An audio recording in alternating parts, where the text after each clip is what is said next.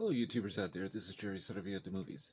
Now, pretty soon, I am working on trying to find a new kind of an intro that will be standard for all videos.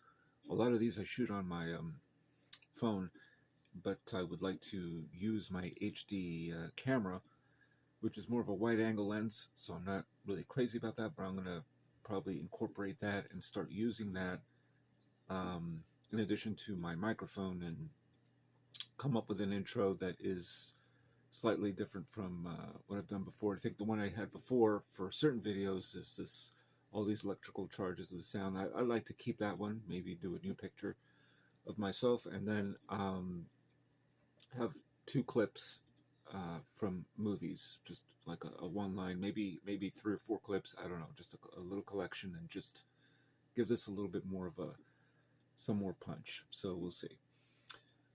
So the Academy Awards is coming up on Sunday, and I guess the favorite to win, I gather, I don't listen to a lot of the talk out there with regards to speculation for Best Picture of 2022 is Everything Everywhere All at Once, which I really like. I think it's a terrific movie. I also like The Fabelmans, but I don't really consider that a great film. Banshees of Inisherin I did see, so that I would consider my personal pick. But if it's probably not going to win, but possibly Everywhere, Everything All at Once, which I'd be fine with. Then they got Top Gun Maverick, which I consider to be strange. Nobody seems to really mention that aside from The Godfather Part 3 in 1990 that was nominated for Best Picture of 1990, there hasn't really been a sequel nominated for Best Picture since until now. And so we have, I believe, Avatar and The Way of Water and Top Gun Maverick. I don't know if, yeah, I think those are the two that are nominated. That's two sequels, very rare. But looking back, I was trying to remember which films won Best Picture just in the last decade or so. And a lot of these, by the way, I have not actually seen. I think that, for the most part, I have been looking at a lot of older films from the 1930s and 40s, a lot of stuff, and I'm still doing that I haven't seen, that I think I need to see, and so that it holds a little precedence. And pretty soon I want to, extend to some foreign films that I haven't seen, of which I've seen some in the past, but clearly for me, I think if I'm going to be reviewing films, I haven't really seen enough. I've seen, of course, many, but not nearly as many, I think, as others, and some that I'm really have a keen interest in. So anything that wins Best Picture, I'm not normally very interested in. But looking over the list, I can say that, for example, I haven't seen Coda. I haven't seen Nomad Land, which I even forgot won. That starred Frances McDormand, won Best Picture of 2020. Parasite, I still haven't seen. That's from 2019. Green Book looks like one of those that would win, like a prestige picture, which I don't like that term anyway, but that was directed by Peter Farrelly. Haven't seen it. I haven't seen The Shape of Water, and I like Guillermo del Toro, but I haven't seen Nightmare Alley either. I'm a little behind here. In the last 15, 16 years, I've actually seen less newer films than I had prior. It's not a conscious choice, it's just how it ended up being. Moonlight, I still haven't seen. I haven't seen Spotlight. So, yeah, there's a few of these. So I can't comment on those. Now, Birdman, or The Unexpected Virtue of Ignorance, I did see and I didn't care for it. I didn't think it was a good film. Ambitious, but that's one film which, again, a term I dislike when it comes to films, because it's not normally, I mean, I understand where people are coming from by saying it. I'm not sure it's always the case, but it's one that I would call pretentious. But I dislike the word. It's being used way too much. Just like the word woke, which I talked about a few weeks ago. But anyway. 12 Years a Slave, which won Best Picture of 2013. That is a very great film.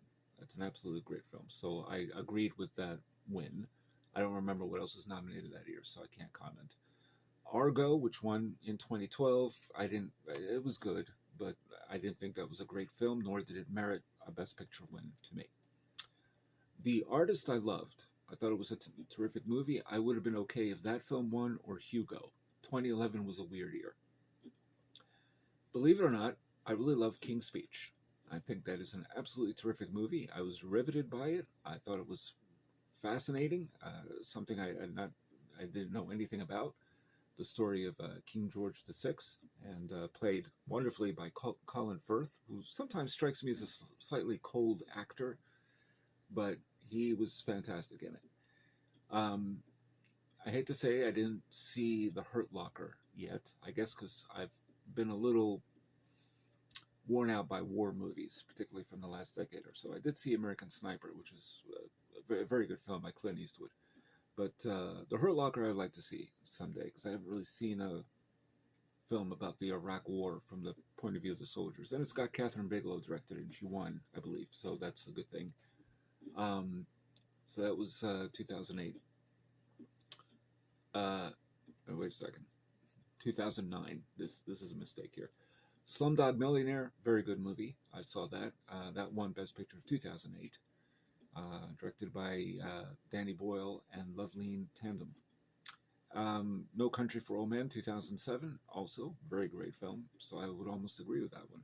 The Departed is not my favorite Martin Scorsese movie, but it is certainly one of his most entertaining, for sure.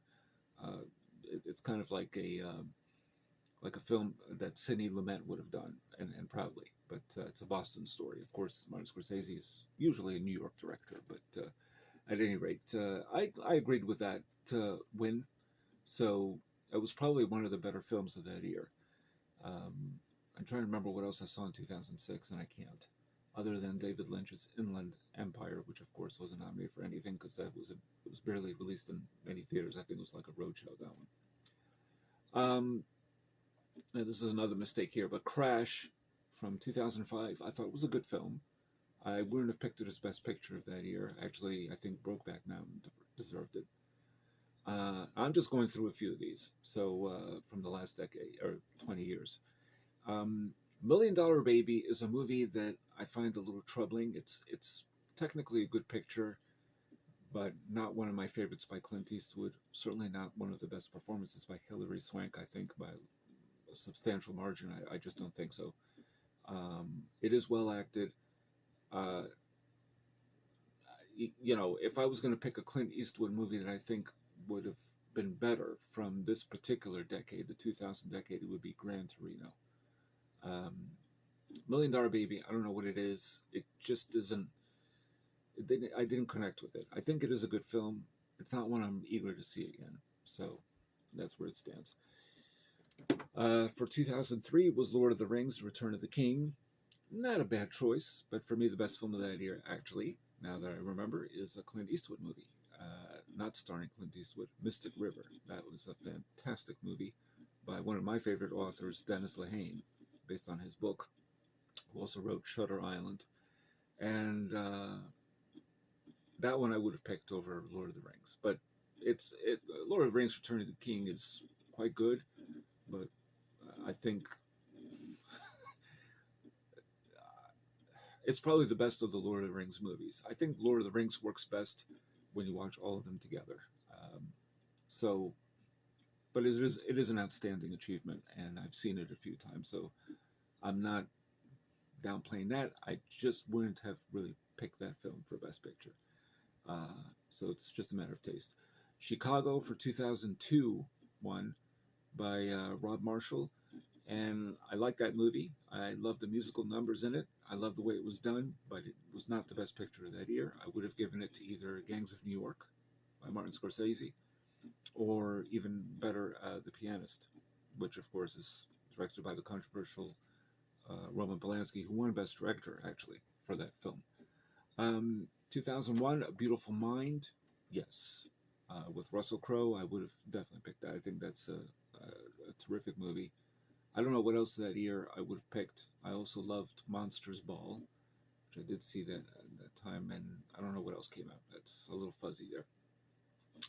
And for the year 2000, we got Gladiator, which I don't like. Um, I don't care for it at all. I didn't like Russell Crowe's role in it. It was just too indifferent for me. Um, I couldn't really get with this character, this Roman general. I just, I don't know. I think Joaquin Phoenix came off better in that picture, and Oliver Reed was his last film. So now looking back over the other years, trying to see what Schindler's List I would have picked for Best Picture for 1993. It was either that or Scorsese's Age of Innocence. And I know there are a couple of others. In the Name of the Father. Unforgiven is one of the best westerns ever made. I would say it's the best modern western I've ever seen. And because it really challenged the whole idea of what a western is and what a gunfighter is really like. And it's notable that that's actually the last western Clint Eastwood has done. Cry Macho doesn't exactly fit because it's not exactly a western, but Unforgiven was his. That was the curtain call for him for westerns. Silence of the Lambs I would have picked for Best Picture for 1991. Again, I don't remember what else that year, but that it was in competition with. So that's fine. And so on and so forth. There are other films like Terms of Endearment, I think is a very great film. I don't care for Gandhi. I love Amadeus, So really the point is, how often do they pick a film that is really the best picture of the year? And it's just a matter of opinion. Because usually it's just a film that either it honors something, a certain tradition, or represents something very specific that's gone on in society or has been forgotten, that type of thing. Sometimes there are films that win that just by the very quality that they have, they possess, wins Best Picture. Um, and then there are what they call the prestige pictures, but I don't agree with that term. Because Kramer versus Kramer won Best Picture, 1979. I don't consider that a prestige picture, but that's kind of how they look at it. So I don't know. Throughout the many years that the Academy has honored pictures, there's some that just you wonder how, like for example, the musical Oliver won over 2001: A Space Odyssey, 1968.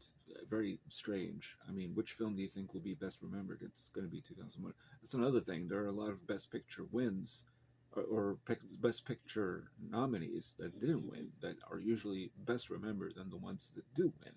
So that's kind of interesting. Um, Usually, of late, I think a lot of these films don't represent the mainstream taste, which is fine. You shouldn't have to. Sometimes you should pick films that really diversify, that deal with other aspects of humanity that are often ignored. That doesn't mean they are great movies, but it's just that that's, I think, how the Academy is picking films of late. So, anyway, I don't know what I would pick as my favorite Best Picture win of all time. I'm not sure I have that, but tell me which films out there that you've seen, any of you that you think merit Best Picture win or don't, or you don't like to watch the Oscars, or you used to like to watch them, or what is the worst one to ever win Best Picture? I don't know. I think the worst one to ever be nominated for Best Picture, but didn't win, was I. Oh God, what is it called? Now it just flew out of my head. um, wow. Okay, it's not coming to mind. Anyway, the ones I wouldn't agree with personally, it would be, just looking right now, The Sound of Music. My Fair Lady is very good. I don't know. Oliver, definitely, no, I would not have picked that over 2001: Space Odyssey. But then there's some that did win that really show they were willing to look at films that were more challenging, like Midnight Cowboy winning Best Picture in 1969, In the Heat of the Night, which is a very great film. I've seen that many times, from 1967. So on and so forth. You have Lawrence of Arabia, of course.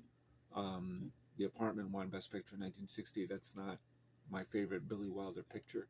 I don't think of it as a great film. It's good, though. Definitely good. But it's not Some Like It Hot or some of his other ones. And Marty is a good film, but I would not have picked that as Best Picture in 1955. I don't know what, can't remember what else came out that year. But the previous year was On the Waterfront that won Best Picture, which is a very great movie from 1954. So sometimes you wonder just what they're looking at, and a lot of these are quite good. How Green Was My Valley, I didn't really care for, and Casablanca is a great movie, so I was okay with that one winning, I guess overall. So tell me your picks. What do you think of the Oscars? What do you think of this year's nominees? And let me your thoughts. And hopefully we're gonna change this show a little bit around and have a really good introduction, something to punch it up just a little bit, and have tighter episodes rather than 15 minutes long. But maybe some of you don't mind that. I don't know. So let me your thoughts about any of that stuff. And please subscribe to my channel if you like what you hear. And this is Jerry Saravia at the Movies, signing off.